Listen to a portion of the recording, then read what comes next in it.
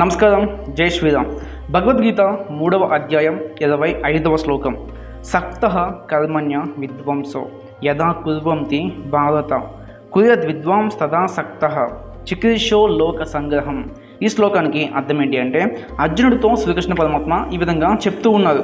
ఓ భారత, అర్జున, అజ్ఞానులు కర్మల యందు ఆసక్తులై వాటిని ఆచరించినట్లుగా విద్వాంసుడు అనగా జ్ఞాని కూడా లోకహితార్థమై ఆసక్తి రహితుడై కర్మలను ఆచరించాలనేసి అర్జునుడికి శ్రీకృష్ణ పరమాత్మ చెప్తూ ఉన్నారు.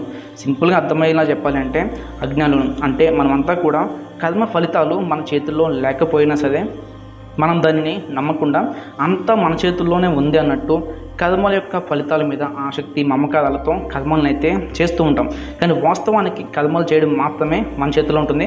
కర్మ ఫలితాలు అనేవి ఈశ్వరేచ్ఛ. ఆయన ఎలా అనుగ్రహిస్తే ఆ విధంగా దాని యొక్క ఫలితం అనేది ఉంటుంది. కానీ ఒక జ్ఞాని ఎప్పుడు కూడా ఈ విధంగా కర్మలను అయితే చెయ్యకూడదు. చేస్తే వాళ్ళు జ్ఞానులు కాదు. జ్ఞానులు ఎప్పుడు కూడా భగవంతుని అయితే నమ్ముతూ ఉంటారు.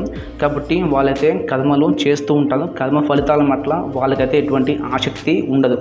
కేవలం జనాలు వాళ్ళని చూసి సన్మార్గంలో నడవాలి అనేసి జ్ఞానులైతే ఎప్పుడు కూడా కర్మ ఫలితాల పట్ల ఆసక్తి లేకుండా కర్మలను అయితే చేస్తూ ఉంటారు.